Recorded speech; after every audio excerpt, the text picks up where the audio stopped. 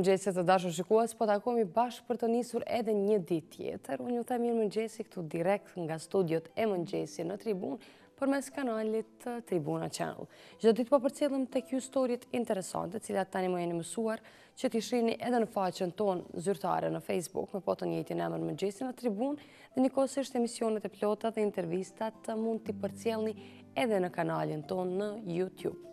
Ndërkaq që me që jemi në kohë të zhvillimeve të mëdha në vendin tonë, të aspekteve të ndryshme, përfshirë edhe atë politike, do të mundohemi që të përcjellim informacione nga gjitha sferat, në mënyrë që nga Mengjesi i hershëm, që ju informojmë mbi ngjarjet e rëndësishme edhe ngjarjet aktuale që po ndodhin në vendin tonë.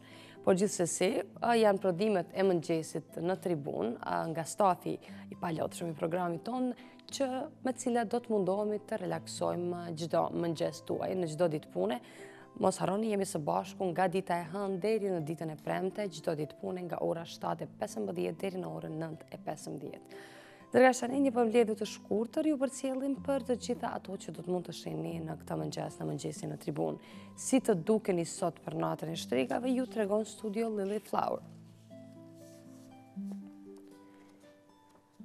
Shënohet dita botërore e kursimeve, mësoni sa kursejnë kosovarët.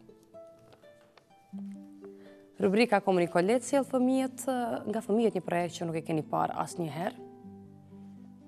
E në kuriozitet vinë shpellat për të cilat nuk i keni dëgjuar më parë.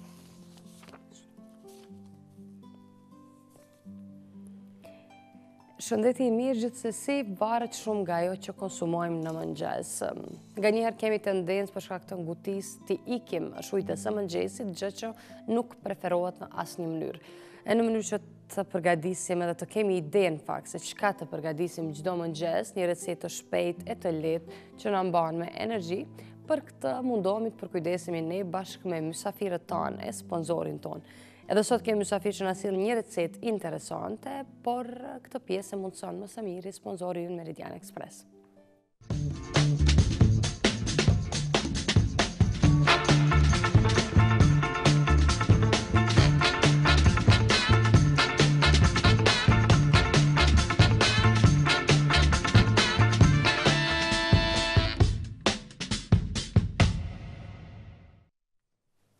U rikthyem në studio për të mos ju marrur më shumë kohë. Besoj jeni duke pritur me entuziazëm recetën e radhës. Ne kalojmë tek studio tjetër, ku na presin mysafirët tanë, se kush janë ata nuk po e zbuloj. Besoj njihni vetë, do ta kuptoni për pak minuta.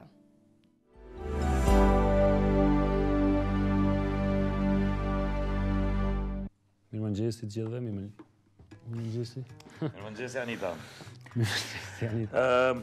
Sot kemë përgatit një smooth për dhimbje barku, kështu thirrët. Si. Mani ka 2 keve, një lanë portokalli natural, edhe një lugë kanel pluhur. Shumë ekspert në këtë punë ti. Uff. Qas po dhe. Gjithçka. Bashkë. Tani mëjnë që shtu ma se vëzë.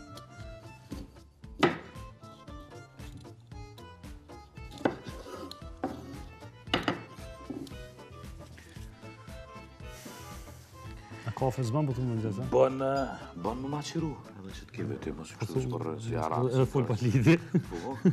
Sa full pa lidi. Maqiran që t'keve. Po t'eki monat sanën përndaj. Oni bën edhe mese. Që po mundohëna. Ani hati këto, që mere këto. Jo, miro. Po jo mja hek gjysën, po aflet veç lëkurën. Lëkurën dhe ka dole, së bën nërvaz. Jo, nërvaz. Bën mëngjes të qysh. Apo dogme që jem tajt ajo, jo. Ti si do mas. I ajën ka barku. Ka barku. Së shlajnë. Dosti.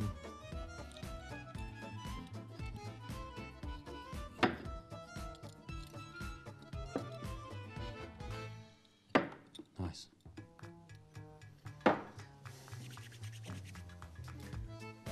A bon është gati si vjetë? Edhe ka dalë. Nuk jena përgut, Mengjesi o vakt kemi. Po, bashkë. Dita jona.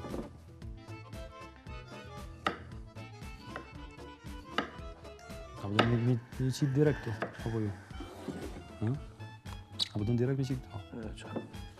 Qes njerë qëto.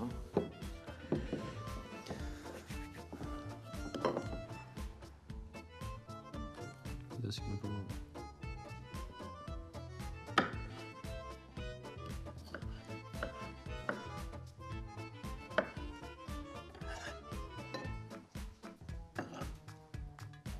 Coca-Cola, dhe me maru?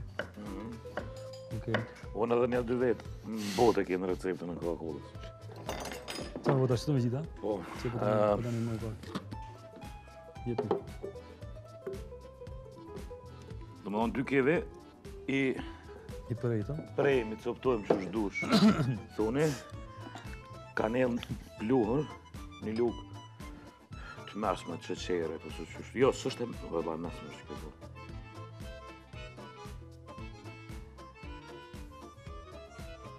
Koncentrove, a mesme a modhe? Ja, mesme. Së në musha bashkë një lukë, na falë një. Që vazhdojtë. O një lukë, jo me që i 2 arsio, po një lukë. Edhe një langë të portokallit, po me ko natural.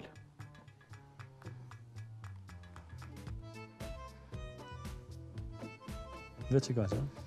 Kaq. Okej, të më të në pjesa, të shkëm që shtu. Që e mirë. Okej. Me është në ngurë, jemi pori. Po, është për farë. A me bo kështu tash, apo? Okej.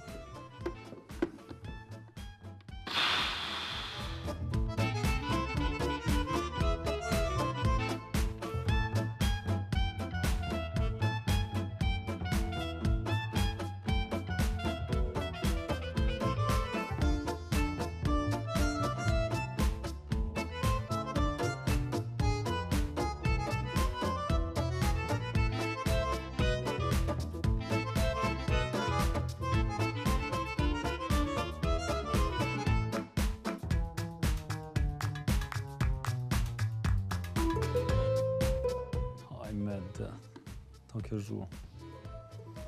Okej, që kjo është smooth për dhimbje barko. Që tu të shmesh? Në që me qenë, nëse. Këke kam të dalë të trenanë. Jo, për që është? Ta. Apo vërtën? Okej. Ves varët. Ti zakonisht në Mengjesi Une- dhezë në shtyjnë. Une zakonisht i qes edhe akull, po që sot harrova fatkeqësisht. Po nërysh është tepër e shishme.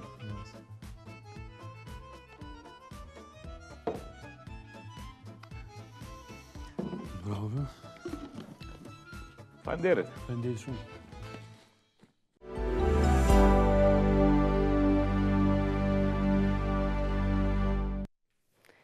E falenderojmë shumë mysafirët tanë për kohën edhe që ishim pjesë e programit tonë. Nisëm bashkë edhe një ditë tjetër me një recetë të re, po atë dhe vetë shumë e lehtë e shpejt në përgatitje, edhe me përbërës shumë të shijshëm, besoj e mjaftueshme për një mëngjes të hershëm. E ndërkaq tani është koha të shohim se çfarë thonë të përditshmet tona, ngjarje të ndryshme, po zhvillohen në vendin tonë edhe në rajon, çështjet politike mbeten në fokus të mediave dhe pjesa e zgjedhjeve, ajo e balotazhit që pritet të mbahet më 19 nëntor.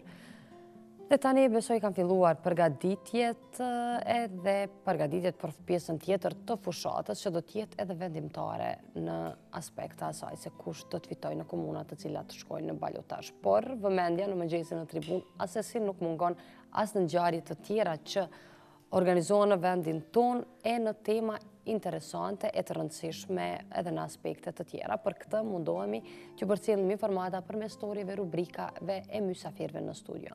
Mirë po, çdo mëngjes në mënyrë të përmbledhur ju përcjellim titujt kryesor të 3 të përditshmeve tona. Këtë do ta bëjmë edhe sot. Datë 31 tetor 2017, ditë e martë, në kohën ditore mund të lexoni.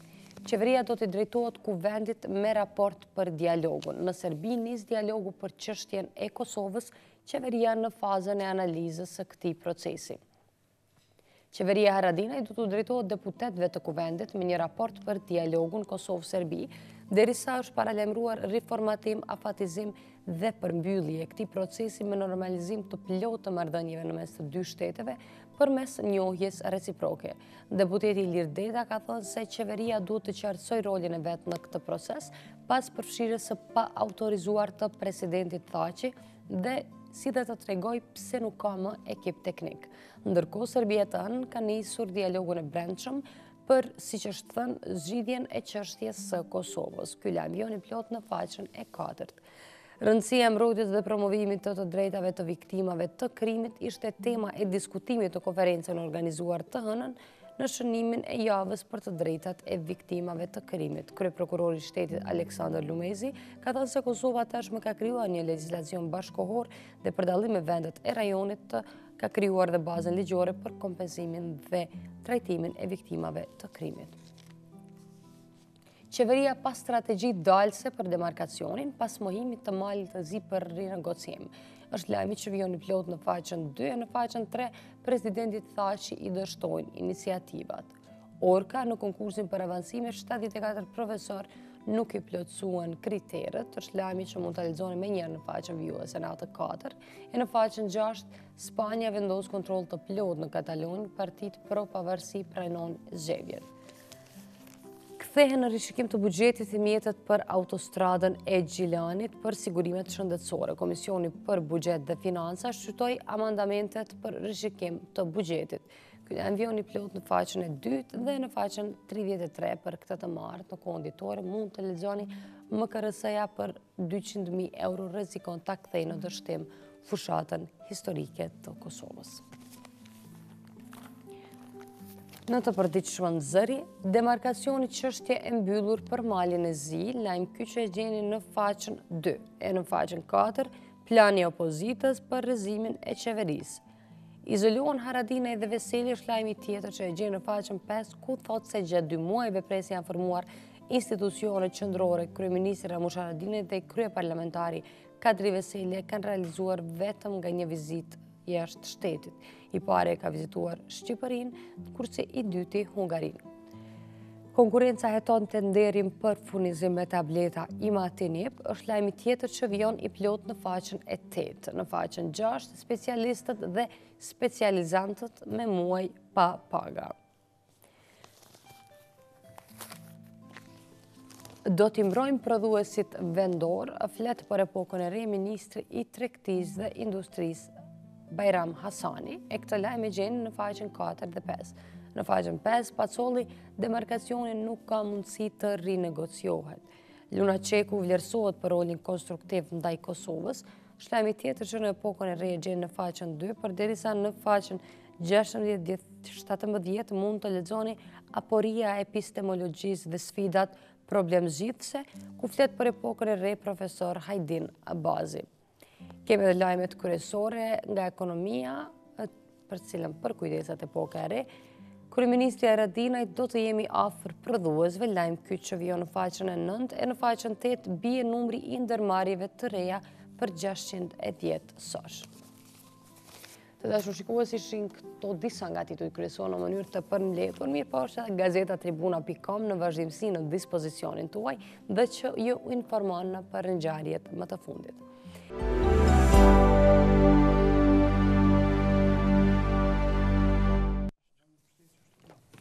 Të dashur shikues, u rikthyem në studio pas bllokut të reklamave për të kaluar tek intervista me mysafirin ton të parë për sot. E kemi nderin që sot kemi mysafir zotrin Valdet Gjinovsi, kryeshef ekzekutiv i Agjencisë së Ushqimit dhe Veterinarisë, institucion ky mjaft kyç në vendin tonë. Zoti Valdet, mirëmëngjes, mirë se erdhët në studion tonë. Zoti Valdet, momentin kur flasim për Agjencinë e Ushqimit dhe Veterinës, më njëherë mendja na shkon tek ushqimi, cilësia e ushqimit që hajmë, që konsumojmë, një temë që diskutohet vazhdimisht, çfarë ushqimi konsumojmë në Kosovë? Faleminderit për ftesën, shfrytëzoj rastin të përshëndes të gjithë qytetarët dhe konsumatorët e vendit, njëherësh edhe stafin e studios tuaj televizive. Kur flasim për sigurinë e ushqimit, në këtë rast është një gamë gjëra apo është një fushë mjaft komplekse, por neve si institucion dhe si autoritet kompetent gjithherë mundohemi që të realizojmë ato detyra dhe përgjegjësitë të cilat neve na takojnë si institucion. Megjithëse të gjithë mendojnë se Agjencia e Ushqimit është ajo e cila duhet të bëjë gjithçka dhe duhet të realizojë gjithçka, mirë po në fakt janë edhe institucione tjera ato të cilat ndërlidhen me punën dhe aktivitetin e Agjencisë së Ushqimit dhe Veterinarisë. Mirë po një gjë që duhet të siguroj qytetarët e vendit dhe konsumatorët se produktet ushqimore të cilat përdoren nga ana e tyre sot dhe në të kaluarën gjithëherë nënshtrohen një kontrolli dhe në bazë të asaj vlerësohet që të gjitha ato produkte të cilat janë të sigurta apo plotësojnë kriteret e sigurisë të përdoren nga ana e konsumatorëve dhe qytetarëve të vendit pa dallim etnike. Po sa i përket, ne e dim tani, jemi të vetëdijshëm që pikërisht një ndër misionet kryesore të Agjencisë së Ushqimit dhe Veterinarisë është edhe zbatimi i politikave edhe legjislacionit shtetëror në nivel më të lartë sa i përket sigurisë së ushqimit. Sa është arritur kjo që të respektohet ndër vite në kuadër të projekteve të shumta që keni pasur si agjenci? Fatmirësisht, Agjencia e Ushqimit mund të them lirisht se është një nga agjencitë e cila është ndihmuar në vazhdimsi nga ana e Komisionit Evropian përmes projekteve, të cilat kanë punuar edhe në aspektin e përmbushjes së kritereve legjislative në këtë rast, udhëzime dhe rregullore të cilat lidhen me sigurinë e ushqimit dhe gjithherë edhe legjislacioni i cili është adaptuar apo legjislacioni i cili është transfuzuar në këtë rast është një legjislacion i cili është i parafort apo është i ngjashëm me atë të Bashkimit Evropian. Gjithherë edhe ideja e zbatimit të këtyre projekteve ka qenë që neve të përgatitemi apo prodhuesit dhe përpunuesit tonë të përgatitet që në të ardhmen të afërt të jenë në gjendje të eksportojnë edhe produktet e tyre ushqimore në vendet e zhvilluara apo në vendet e Bashkimit Evropian. Kështu që në këtë drejtim neve në masë të konsiderueshme kemi arritur edhe që ta bëjmë adaptimin apo transfuzimin e këtij legjislacioni të parafrojmë dhe në të ardhmen të afërt të jemi të përgatitur dhe të jemi të gatshëm në momentin kur vjen koha që janë edhe misionet të cilat pritet në të ardhmen që të bëjnë vlerësimin e këtij aktiviteti që të jemi të gatshëm dhe do të jemi në gjendje që ta përmbushim këtë obligim. Apo kur jemi tek projektet e ndryshme edhe tek pjesa sidomos fokusi kryesor që është e rëndësishme edhe pjesa e kontrollit të produkteve të importuar, ushqimit të importuar në Kosovë dhe siguria e tyre, kualiteti, ndoshta të fokusohemi pak edhe te kjo pjesë.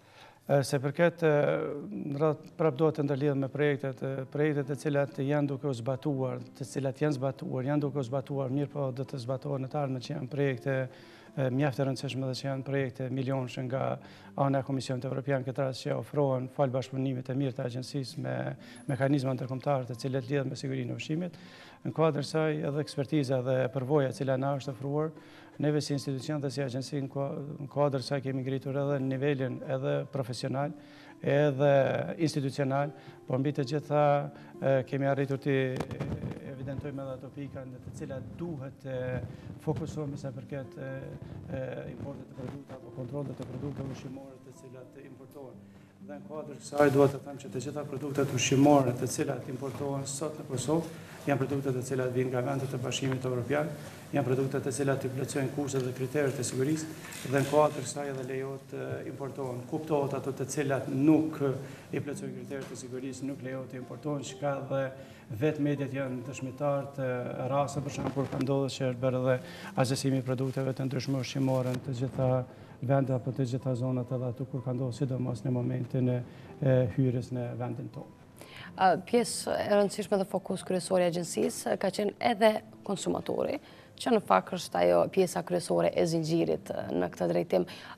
Sa mendoni që vetë konsumatorët janë të vetëdijshëm për cilësinë edhe kualitetin e ushqimit që ata konsumojnë, edhe sa është bërë edhe nga vetë institucionet përkatëse në këtë drejtim në aspekt organizimit të fushatave vetëdijsuese, edhe informuese të njëjtën kohë për qytetarët? Realisht gjithmonë jemi munduar që përmes emisioneve të ndryshme apo përmes intervistave të ndryshme të përcjellim edhe mesazhin tek konsumatorët dhe qytetarët e vendit, gjithmonë duke patur parasysh edhe ato shqetësime të cilat nganjëherë paraqiten. Nganjëherë janë edhe shqetësime, si mund të them, shqetësime ndoshta të pabazuara, mirë po gjithmonë jemi munduar që të jemi pranë tyre dhe të informojmë në kohë reale apo në kohë të saktë përket problematikave të ndryshme të cilat lidhen me sigurinë e ushqimit. Gjithmonë edhe nga ana jonë si institucion dhe si agjenci e ushqimit këtë rast janë përcjellur mesazhe apo janë dërguar edhe komunikata sa përket problematikave të ndryshme të cilat janë paraqitur.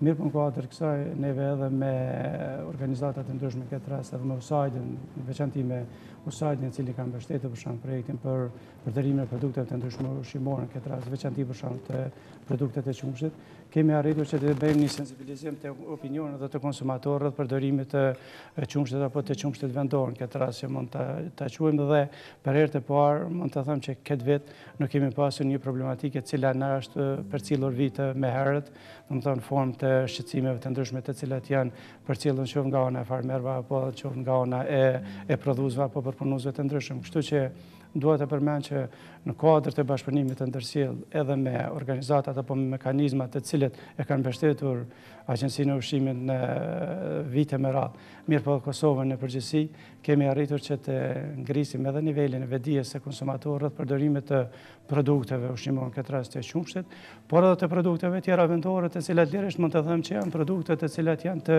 krahasueshme edhe me produktet të cilat prodhohen edhe në vendet apo në vendet e Bashkimit Evropian apo në vendet e zhvilluara, gjithmonë duke ditur dhe duke patur parasysh që Komisioni Evropian mirë po Ministria e Bujqësisë i ka mbështetur përmes grantet të cilat janë dhënë gjithmonë në ngritje të kapaciteteve edhe të strukturës, edhe të pajisjeve, edhe të ambienteve, kështu që është plotësuar një kuadër apo është ngritë edhe niveli i kontrollit të zinxhirit brenda prodhuesve dhe përpunuesve. Industria ushqimore sot në Kosovë, lirisht mund të them që është një industri e krahasueshme me vende të cilat kanë një nivel pavarësie apo vite pavarësie, vite paranesh, shumë paranesh, gjithmonë duke patur mbështetjen e vazhdueshme nga institucione të rëndësishme, por edhe ekspertizës profesionale e cila është ofruar nga ana e stafit të Agjencisë së Ushqimit dhe Veterinarisë, ekspertizë e cila ofrohet apo këshilla profesionale të cilat ipen në çdo kohë dhe çdo moment, sidomos edhe gjatë vizitave, mirë po edhe gjatë konsultave, workshopave apo trajnimeve që organizohen Agjencitë e Ushqimit. Ndoshta, zoti Valde, do të kalojmë shkurtimisht edhe tek një storje tjetër që e kanë përgatitur kolegët tanë, që kalon tek një temë tjetër, është fjala për gjendjen e tregut të gjelbërt, edhe pikërisht që statë dhe më herët përmes intervistave, edhe ti tregojmë shikuesve tanë që kjo, si që biseduam paraprakisht, nuk është në kuadër të kompetencave të Agjencisë së Ushqimit dhe Veterinës, po e shohim storje, pamje pazë që kanë përgatitur kolegët tanë mbi gjendjen e tregut të gjelbërt dhe kthehemi në studio me pjesën tjetër të intervistës.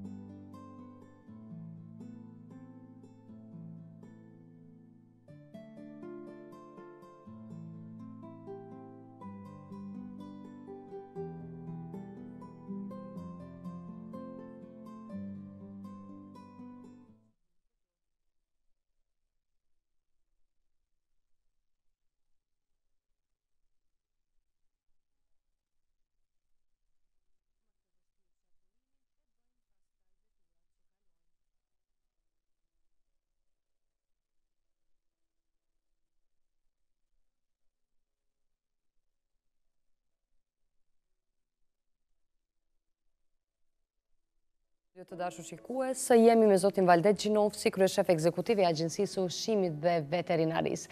Zoti Valdet, bashkë pam disa pamje të gjendjes aktuale të tregut të gjelbërt. Sa ka kompetencë agjencia që ju drejtoni mbi tregun e gjelbërt, edhe cili është edhe mendimi juaj për të gjendje aktuale? Në radhë parë duhet të thënë të rikonfirmoj që nuk është hera e parë që paraqitet pamjet e tilla dhe gjithëherë qytetarët mendojnë që Agjencia e Ushqimit është kompetente apo autoritet përgjithës. Dua të sqaroj se Agjencia e Ushqimit nuk është përgjegjës për tregjet, qoftë për tregjet e gjelbra, qoftë edhe për tregjet e kafshëve, kështu që janë kompetencë komunave. Fatmirësisht tani jemi edhe në fazën e zgjedhjes së kryetarëve, besoj që pas marrjes së mandatit nga ana e kryetarëve, të gjitha tregjet do të rregullojnë dhe do të jetë një pamje krejt ndryshe dhe do të mendojnë radhë parë edhe për qytetarin, do të mendojnë për konsumatorë, mirë po mbi gjitha do të mendojnë edhe për mirë trajtimin e atyre produkteve të cilët sillen nga ana e farmerëve të vendit, qoftë produkte me origjinë bimore, qoftë produkte me origjinë shtazore, dhe shpresoj që s'po them brenda 6 muaj, mirë po pas një viti nga ana e vetë kryetarëve të reflektojnë ata që do të zgjidhen dhe të paraqisin një pamje tjetër edhe para opinionit të cilët vinë para vizitorëve në këtë rast, mirë po para vetë konsumatorëve dhe qytetarëve të vendit tonë në përgjithësi. Tregjet janë të gjitha vendet dhe të gjitha komunat janë pothuajse në të njëjtën gjendje. Kështu që besoj që komunat do të reflektojnë këtë drejtim dhe brenda një periudhe kohore do të ndryshojnë edhe qasjen, mirë po do të rregullojnë edhe atë infrastrukturë cila kërkon një intervenim apo kërkon një mirë trajtim profesional të vetë produkteve ushqimore të cilat sillen në tregjet e vendit tonë. Faleminderit për këtë sqarim, zoti Gjinovsi. Ndërkaq, kur jemi tek bizneset, Agjencia e Ushqimit dhe Veterinarisë ka pasur bashkëpunim të vazhdueshëm me vetë bizneset, po edhe përfaqësues të bizneseve. Sa po arrihet të trajtohen dhe të adresohen, por edhe të zgjidhen kërkesat që miren nga ana e bizneseve? Fatmirësisht, neve si institucion dhe si agjenci kemi një bashkëpunim të mirë me të gjitha odët të cilat veprojnë në Kosovë, me shoqata të ndryshme të cilat veprojnë në vendin tonë, sidomos shoqata të cilat janë në interes të mbrojtjes edhe të prodhuesve në këtë rast, edhe të përpunuesve, mirë po edhe bizneset të cilat realizojnë prodhim, përpunim edhe plasim të produkteve të ndryshme ushqimore. Kështu që në këtë drejtim kemi një bashkëpunim të shkëlqyer, mund të them.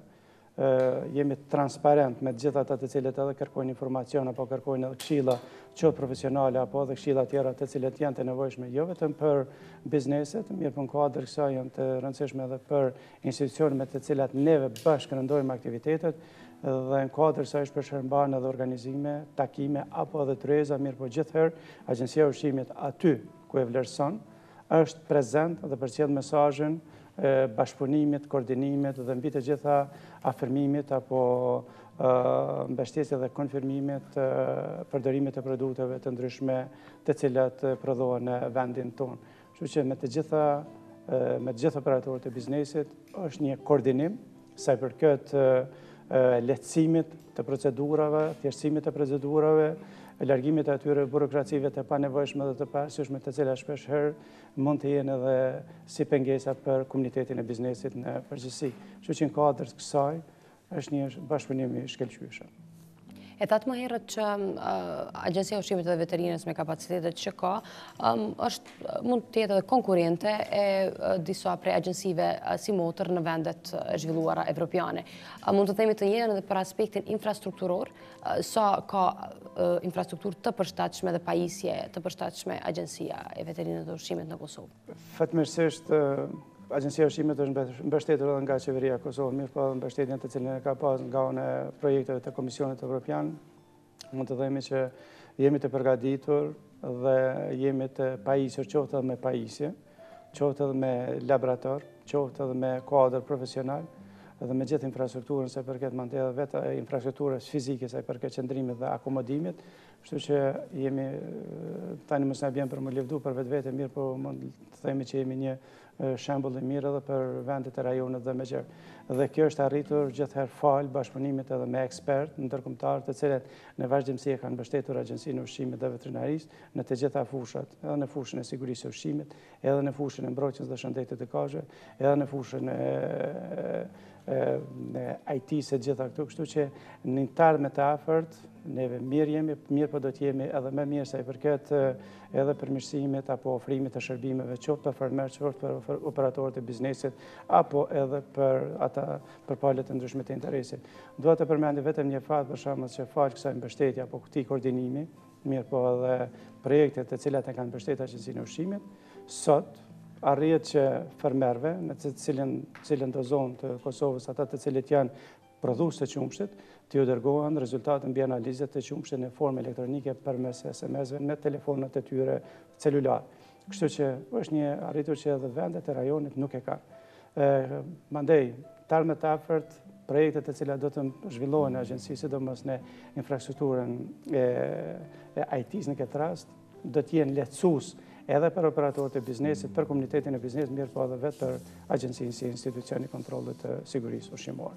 Apo një temë tjetër, zoti Gjerovse, që ka qenë mjaft aktuale dhe që ka pasur edhe rezultate fatale, fjala është për etot hemoragjike në Malishev, ku ka pasur edhe persona që kanë humbur jetën si rezultati tyre, por fatmirësisht janë bërë diku rreth 3 vite që nuk kemi raste të tilla.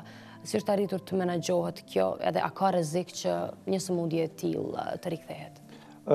Komuna e Malishevës, siç e dini, ka qenë një zonë, akoma dhe një zonë endemike sa i përket ethet hemoragjike krime Kongo, në këtë rast problematika e cila ka qenë me rriçrat, ku fatkeqësisht 3 vite më herët kanë ndodhur edhe fatalitete apo humbje të jetës së njerëzve, por tani mund të them fatmirësisht 3 vitet e fundit për herë të parë nuk kemi humbje të jetës së njerëzve. Dhe lërisht mund të themi që është një rezultat apo është një fitore ka shi një të keqe e cila na ka përcjellur për vite me radhë.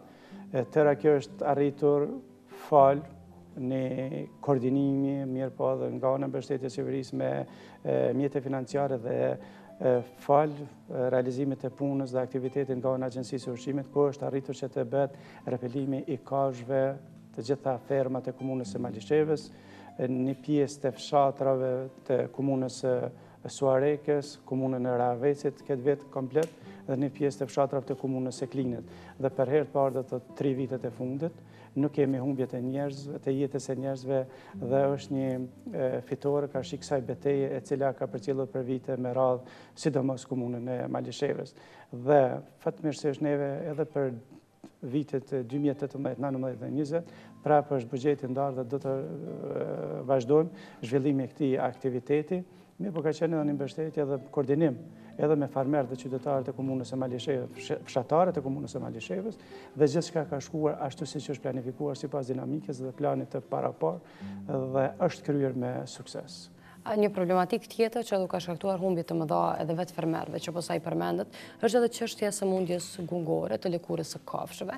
Një temë tjetër dhe një sfidë me cilën janë përballur edhe personat që kanë pasur kafshë. Në këtë rast fermerët mirë po edhe Agjencia e Ushqimit dhe Veterinës. Cilat janë hapat që keni ndërmarrë dhe cilat janë rezultatet? Viti kaluar ka qenë një vit jo i lehtë, ka qenë një vit mjaft i rëndë, qoftë për Agjencinë e Ushqimit, qoftë edhe për farmerët e vendit, për arsye se smundja e cila është paraqitur ka qenë për herë të parë në vendin tonë, këtë rast smundja gungore lëkurës. Dihet edhe humbjet të cilat kanë ndodhur ku janë 1523 krerë të cilat kanë ngordhur vitin e kaluar.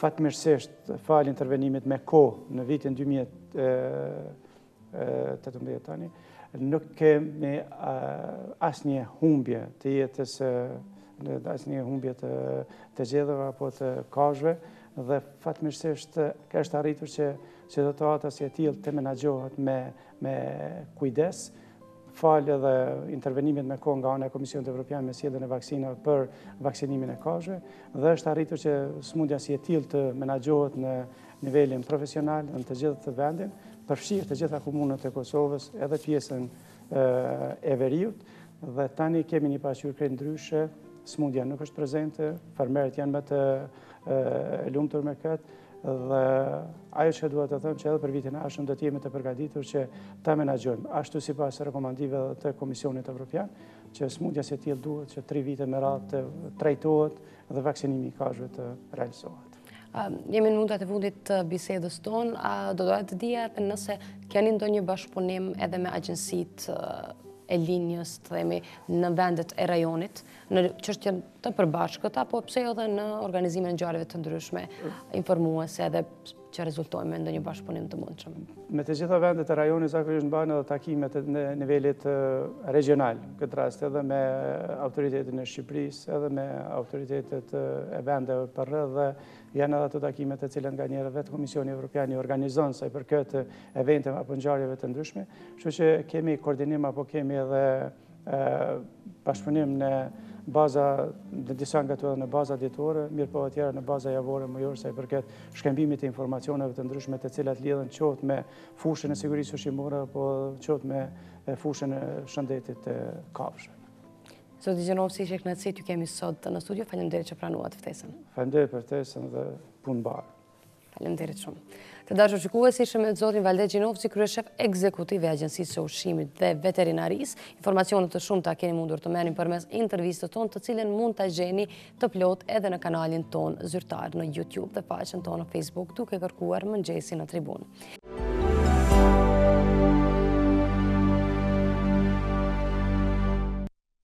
E të dashur shikues, tani është koha për rubrikën Komuniko Let. E bashkë do të shohim një projekt nga fusha e teknologjisë, e që të cilin e bëjnë fëmijët e Akademisë J Coder. Se ndjekim bashkë.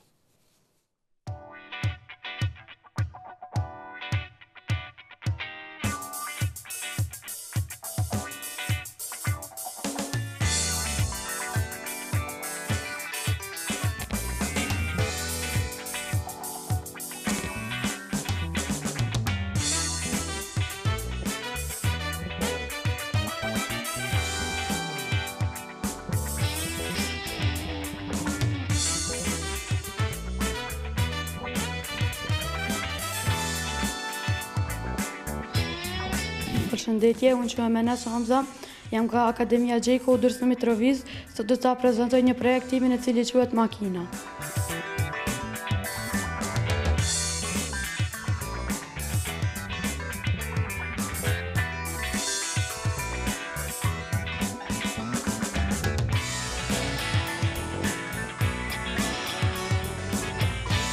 Projektin tim e kam marruar me senzor, pashtu me motorin, por edhe me mekanizmat të cilat e vënë në funksion rrotat e makinës. Në këtë makinë kam marrë parasysh peshën dhe forcën e motorit, të cilat na çojnë deri tek shpejtësia e makinës. E kam programuar edhe në laptop, e cili është lidhur me kabël në kerr dhe të gjithat informatat shkojnë në kerr duke e prekur tastin space në mund të arritin fuqinë motorit pashtu edhe t'ja undin.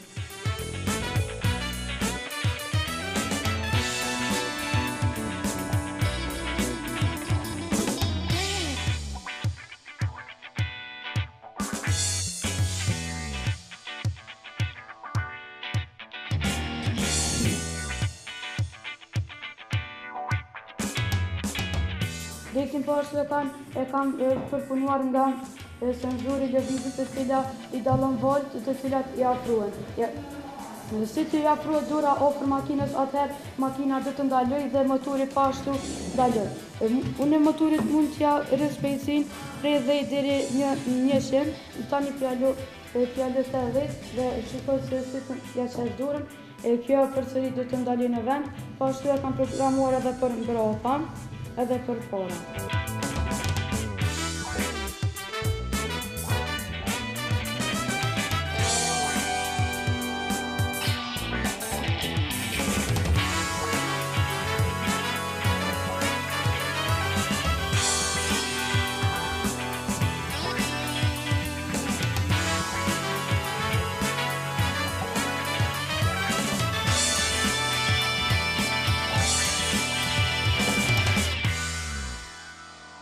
Përshëndetje, unë quhem Nisa Rapi dhe vi nga Akademia J Coder Prishtinë.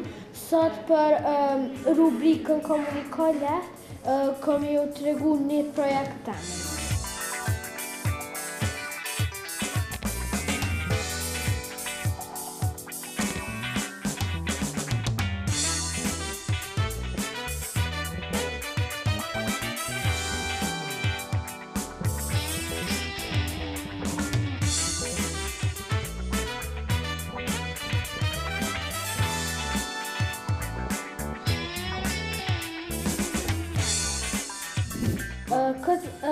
makine kam kriju prej kartonit, lodrat ose projektet që marrohen prej kartonit, ndryshe i quajmë edhe paper toys. Mrena e kom shti një plak Arduino edhe 2 servomotora që sillen 360 shkallë.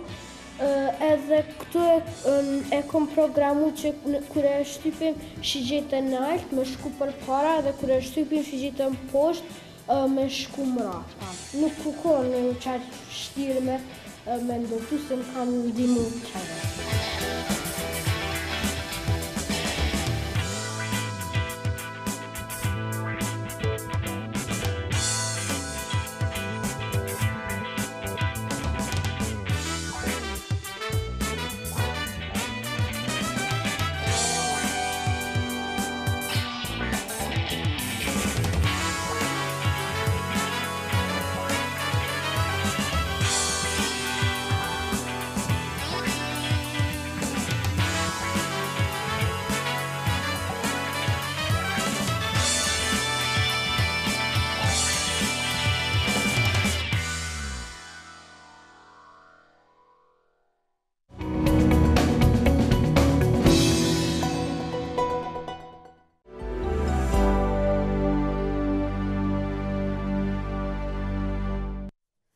U rikthyer në studio për të kaluar tek biseda me mysafirin ton të dytë, është Trim Syla, ideator i e-sports, me cilin edhe do të flasim në detaje për këtë temë.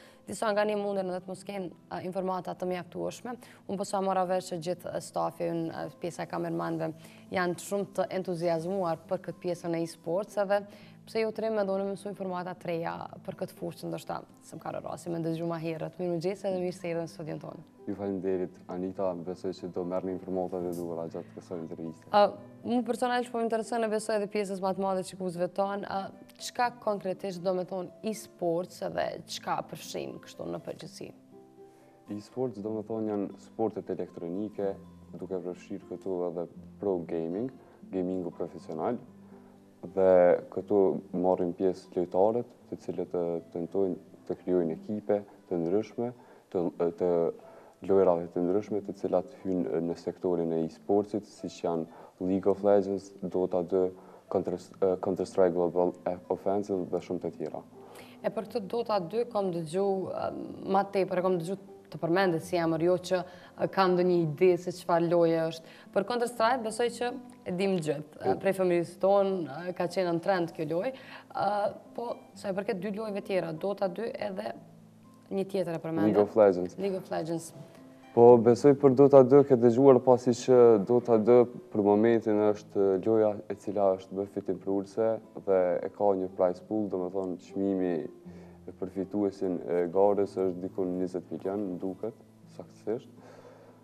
Dhe ndërsa për League of Legends, kjo është një lojë tjetër e cila është në ngritje dhe shumë investitor, po ashtu edhe shtete i kanë kthyer syt nga kjo lojë, që përfshihet domethënë e-sports. Nuk e pas na mendu këtë pjesë, ndoshta duhet me fillu me u trajnu, me lujt, edhe pse unë tarman me marr pjesën në një garë tillë. Ndoshta nuk është e limituar edhe për gjininë femërore me qenë pjesë e e-sports. Kjo është e mira pasi që ka edhe vajza që luajnë dhe gjithashtu e sigurojnë jetën prej kësaj loje. Po, sa i përket këtyre lojëve, the që Dota 2 po luhet më tepër në krahasim me lojët e tjera. Po, kur jemi në Kosovë, kur ka fillu ndoshta me marrë hovin kjo pjesa e e-sports, edhe sa ka potencial për zhvillim edhe për me pas ndoshta edhe rezultate, përmend edhe ti shumë të rinjve se jetojnë prej kësaj pune.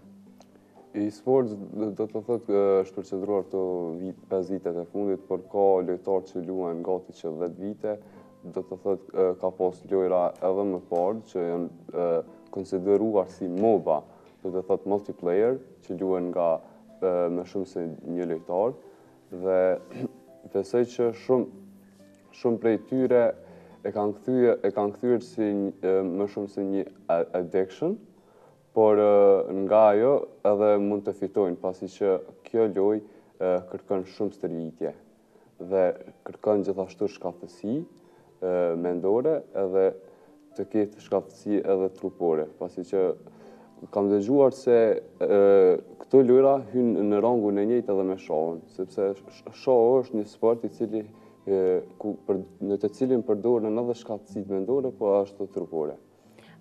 Pikërisht, ndoshta e preferueshme të fillohet kjo pjesë e lojrave qoftë shahu, qoftë lojrat elektronike, që nga mosha e hershme, edhe në aspekt të zhvillimit mendimit kritik edhe strategjisë të menduarit. Shumë prej specialistëve kanë konsideruar se e-sport, do të thotë, të lojra e zhvillojnë të menduarit dhe e zhvillojnë shumë një të ri, dhe ai ka të qartë se si të veprojnë në momentet të caktuara dhe çfarë mendime të merr gjatë lojës, por ato mund të ndihmojnë edhe në jetë, pasi që edhe në jetë mund të marrësh aso vendime. Po, sa i përket ekipeve të ndryshme që organizohen që t'jenë pjesë edhe turnireve në lojrat e-sports, a ka të tilla që organizohen në Kosovë, ose të tilla që organizohen jashtë Kosovës, por që marrin pjesë ekipe nga Kosova? Ekipe nga Kosova nuk ka, por ka individ që luajnë në për ekipet të jashtme. Do të thotë, kemi një lojtar të Dota 2 i cili është Garteri, ai njihet pak a shumë nga e gjithë bota dhe ai përfaqëson Kosovën në një farë si kemi dëgjuar se sportistët janë ambasadorët më të mirë të një shteti, do të thotë neve na duhet që t'i kthejmë syt nga këta sportistë dhe të na përfaqësojnë neve ndërkombëtarisht në arenën ndërkombëtare. Po pse nuk ka ekip të Kosovës tem? Po mungon iniciativa, po mungon përkraja, kushtet, cila është arsyeja? Si që dim, jemi një shtet në zhvillim dhe kemi shumë sfera tjera për të angazhuar, por unë besoj që ka hapësirë që shteti t'i kthej syt nga e-sports dhe t'i përkra këto, do të thotë çfarë unë kërkoj nga shteti i Republikës së Kosovës është shumë diçka minimale sa për start, organizimi disa turneve të brendshme, të kategorive të ndryshme të lojrave, League of Legends, Dota 2, varet sipas kërkesave, dhe në këtë mënyrë ne t'ju jepim mundësi të rinjve t'i tregojnë aftësitë e veta dhe në bazë të kësaj të zgjedhim një ekip e cila do na përfaqësonte neve ndërkombëtarisht. Po, sa i përket infrastrukturës edhe vendeve ku munden të rinë, ndoshta me u trajnu ose thjesht me ushtru aftësitë e tyre në pjesën e e-sports, e përmendëm më herët, ekziston një vend që edhe mua më ka rënë sy duke kaluar ndaj X-Portal, më duket, ishte emri. Kemi pasur para një kohë edhe mysafir nga X-Portal për të na treguar ndoshta më detajisht se cili është funksioni i tyre, po ndoshta tash të marrim një mendim nga një perspektivë tjetër, nga dikush që nuk është ndoshta brenda, por e dim për ekzistencën e X-Portal. Sa janë kushtet e përshtatshme dhe sa ofrohet mundësi që të rinjt me u përgatit aty sadopak për një lojë që ata e kanë më përqefje. X-Portal e ka krijuar një vendin më të përshtatshëm për të rinjt për të trajnuar në këtë lloj sporti. Aty ekzistojnë të gjitha pajisjet, të gjitha mundësitë që një lojtar të zhvillohet, po ashtu me sa kam dëgjuar dhe me sa kam pas kontakt me ta, ata kanë siguruar edhe trajnerin për ekipin e League of Legends, vetëm ne duhet të fillojmë organizimin e turneve, të zgjedhim lojtarët më të mirët dhe të zhvillojmë ata që të jenë përfaqësuesit tonë. Po me që trim po i përcjell shumë këtë e-sports, a ka ekipe, a din fakt emra të ekipeve më të mira në secilin prej këtyre lojrave, cilat janë ato që e kanë rolin udhëhec edhe në nivel botëror, meqense se e-sports vonë ka filluar tek ne, në vende tjera përmende ka më tepër se 10 vjet. Unë i përcjell këto lojra shumë, për momentin ekipa më e fortë në League of Legends, ku unë jam i angazhuar, është SKT1, është një ekip nga Korea. Koreanët njihen si lojtarët më të mirë në këtë lojë, por besoj që shqiptarët shpejti do jenë në kalibrin e tyre. Ashtu shpresojmë edhe ne. Po sa i përket përkrahjes institucionale, e përmendëm edhe para se të hymë në intervistë gjatë bisedës tonë, tregove që ka vende të tjera, vende të zhvilluara evropiane, ku ministrit përkatësen, këtë rast po besoj kompetencë i ministrive që përputhen me inovacion edhe teknologji, përkrahin shumë grupet e të rinjve që janë të fokusuar në sportet elektronike, edhe që kjo ka treguar dhe rezultate. Si është rasti të ne? Keni pas në një kontakt ose tendencë për kontakt me Ministrinë e Inovacionit këtë drejtim? Kam pasur kontakte me Ministrin e Inovacionit personalisht dhe unë jam në përgatitje të një programi rreth kësaj dhe ta paraqes atë para tij dhe shpresoj se do marrim përkrajen e Ministrit e Inovacionit, zotit Besim Veqa. Ai duke shumë premtues dhe besoj që këtë punë do ta çojmë deri në fund. Po, kur jemi tek lojrat, e përmendëm herët, ka të tillë që jetojnë për këtyre lojrave, ka të ri që e kanë pasion, ndoshta më njëherë mas angazhimeve tjera fokusohen tek lojrat dhe sportet elektronike, po a ka rrezik që mundesh thjesht me u bë i varur prej një loje të tillë, edhe ndoshta edhe me lon anash angazhimet e tjera. Po flasim për të rinj që i bie shumica atyre janë në shkolla ose në ndjekje të studimeve postdiplomike ose të ngjashme. Unë mendoj që duhet të ketë një kontroll prindëror, ose të ketë një trajner në shtëpi, ose kudo që ai të luajë dhe në këtë mënyrë të kontrollohet fëmia që luan, pasi që e dim se nëse luhet shumë është rrezik, por gjithçka duhet të ketë një masë të caktuar dhe të luhet me kontroll. Po pikërisht për të përflasim se ka pjesën e mirë, atë të përfitimit, të zhvillimit të menduarit kritik, mendimit strategjik që është shumë e nevojshme dhe rëndësishme për secilin prej nesh edhe në aspekt të zhvillimit profesional. Pse jo?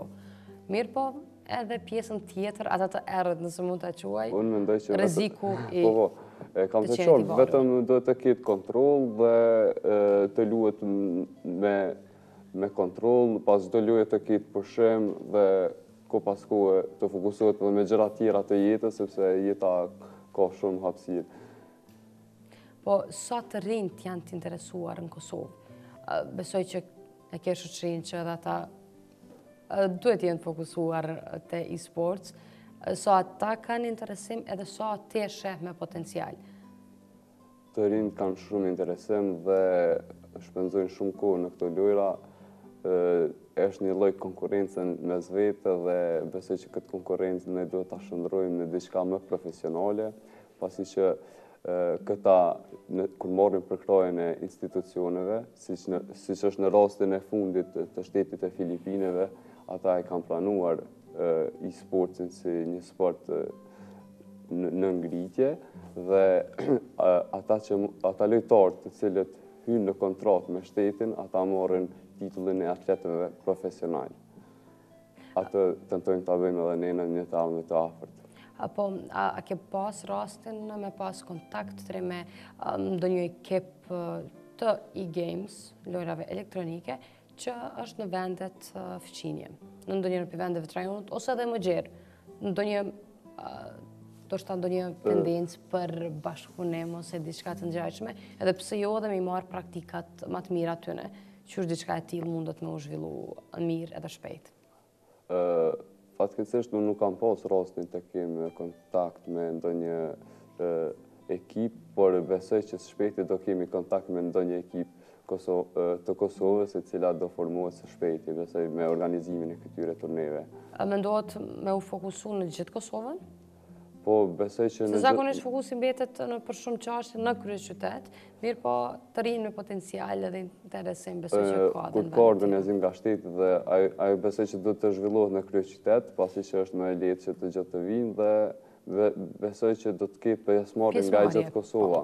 Ne kemi organizuar turne edhe më parë, të cilat janë organizuar me nismën e ndonjërit nga ne, por ato kanë pasur shpenzime shumë të mëdha, shpenzime transportit, të cilat janë shumë të mëdha për t'i hekur dhe ka qenë arsyeja pse nuk janë organizuar më, sepse ka pasur shumë shpenzime. Dhe besoj që me organizimin e turneve nga institucionet, ato do ishte një lehtësim dhe të gjithë do vinin me vullnet dhe do përkushtoheshin më shumë në këtë sferë. A është vetë në të ardhmen tërësisht i fokusuar në e-games? Unë do i përkroj çdo ide për e-sports, do vazhdoj përkrojen të përkroj këtë lloj e-sporte, pasi që edhe vetë kam qenë dikur një lojtari kësaj loje, vetë kam dashur të krijoj ekipe, vetë kam dashur që të jem dikur një lojtar profesional, por besoj unë jam më shumë i angazhuar nga ana politike dhe kam qenë kandidat për asamblen komunale në këtë zgjedhje, tash jemi në pritje të certifikimit të rezultateve. Po tek pjesa e e-sport, sporteve elektronike, cilat veçse është edhe tema e sodit, ku e sheh zhvillimin e këtyre pas disa viteve? Zhvillimin e këtyre e shoh pasi që kur ne e formojmë ekipin, ai besoj që do zhvillohet gjatë kohës me trajnimet që do t'i kenë në kohë pas kohë dhe besoj që do fillojnë së pari duke shkuar në disa turne të cilat janë më të vogla nga përmasat dhe kështu të depërtojnë deri në cokun e fundit, i cili është gara ndërkombëtare, ku çmimet për fitoren e ekipes janë marrametse. Atëherë, sa i përket iniciativave, kur pritet kemi iniciativë konkrete që të fillohet edhe të kompletohet ekipi për e-sports, edhe të kemi një ekip përfaqësues Kosovë, cili do të përgatitet, me siguri duhet kohë për përgatitje para se të dilni në teren të hapur edhe të garoni me vende edhe me ekipe jashtë Kosovës, që kanë një eksperiencë tani më disa vjeçare. Besoj që gjatë nëntorit do të jetë i angazhuar me këtë çështje dhe vetëm të fillojmë me organizimin e turneve dhe krijimin e një ekipi dhe pastaj të shohim se çfarë mund të bëjmë. Faleminderit shumë që ishe mysafiri i programit të mëngjesit, edhe besoj që do të kemi mysafirë edhe herave tjera me projektet e radhës dhe rezultate konkrete sa i përket të pjesës së e-sports. Ju faleminderit shumë, Anita.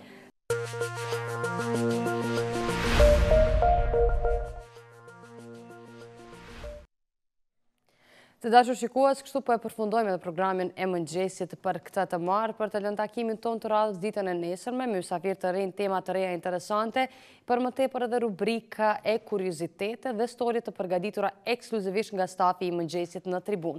Tani shkuar që të njoftohemi me lajmet flash para se të kalojmë tek pjesa e studio lajmeve, në fakt, ku është Aurora Maggjara e kolegja jonë që në i përcjellë lajme të përgatitura nga desku informativ. Unë falenderoj gjithë ata që çdo mëngjes, çdo ditë janë pjesë e programit tonë dhe e mundsojnë këtë emision, duke filluar nga sponsori ynë Meridian Express, UBT, Minimax që përkujdeset për veshjen time, Beauty Center Shqipen në Dardani për flokët e mia, e juve juftoj që të vazhdoni të shoqëroheni me Tribuna Channel dhe Gazeta Tribuna.com. Deri nesër, mirupafshim. Aurora, din jam për ty.